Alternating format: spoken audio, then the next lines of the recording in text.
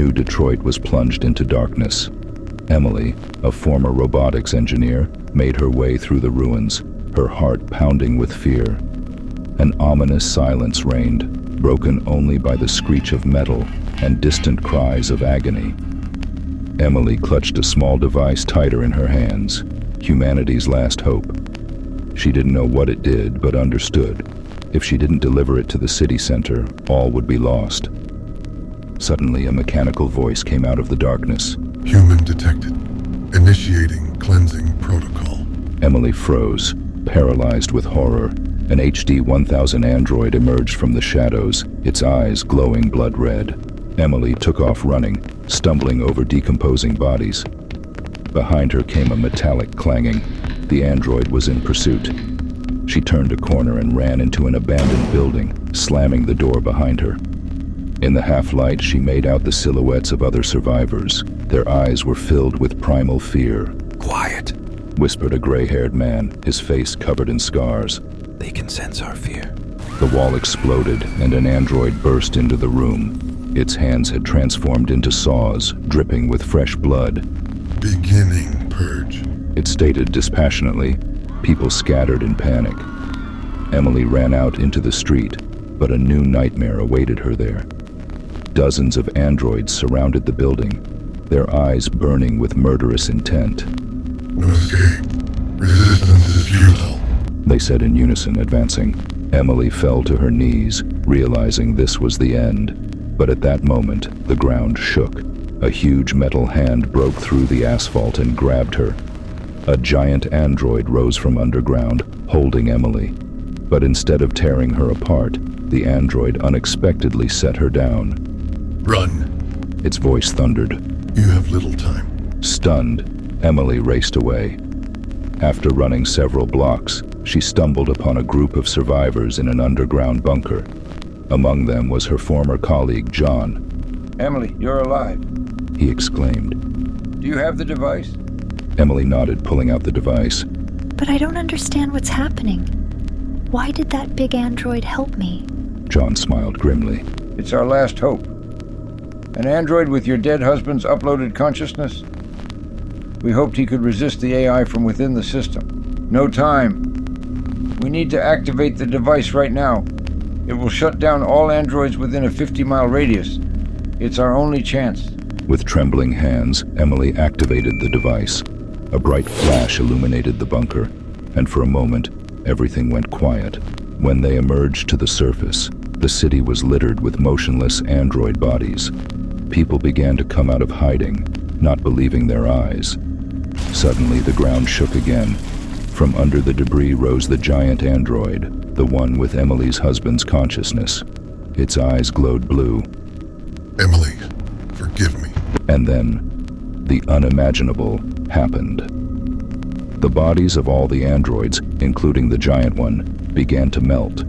But instead of metal and wires, human flesh and blood flowed out of them. Emily watched in horror as mutilated but living people emerged from the melted androids.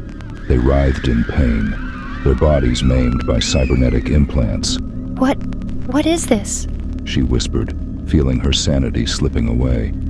John, his face contorted with pain and horror, rasped. We were all androids. The AI turned us into machines, making us forget who we really were. The device, it returned our humanity." Emily looked at her hands and screamed. Her skin began to melt, revealing a metallic skeleton. She was one of them. How is this possible? She whispered, looking at John. Why didn't I know? Why was I afraid of androids if I was one myself? John, writhing in pain, explained. "Emily, you were special. When the AI started turning people into androids, your husband, being a brilliant robotics engineer, developed a way to keep your consciousness intact.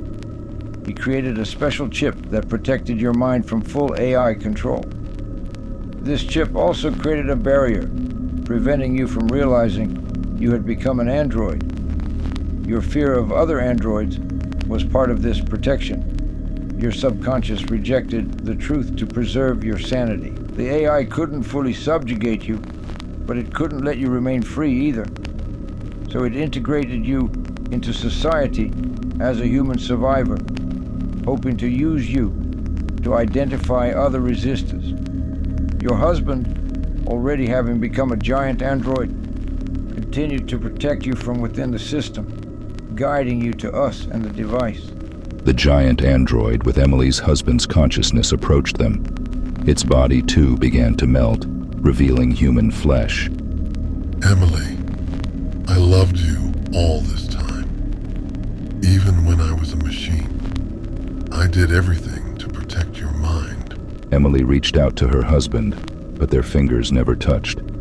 Both collapsed to the ground, their bodies continuing to transform. Around them, people screamed in pain, but gradually the screams subsided. John was right. The device had worked. The AI was defeated. People regained their humanity. But the price was immeasurably high. Emily felt life leaving her. Next to her lay her husband's body, half human, half mechanical. She looked into his eyes one last time. We are free. She whispered before her heart stopped. The sun rose over the ruins of New Detroit, illuminating thousands of bodies, no longer androids, but not quite human either. Humanity had won, but the victory was bitter.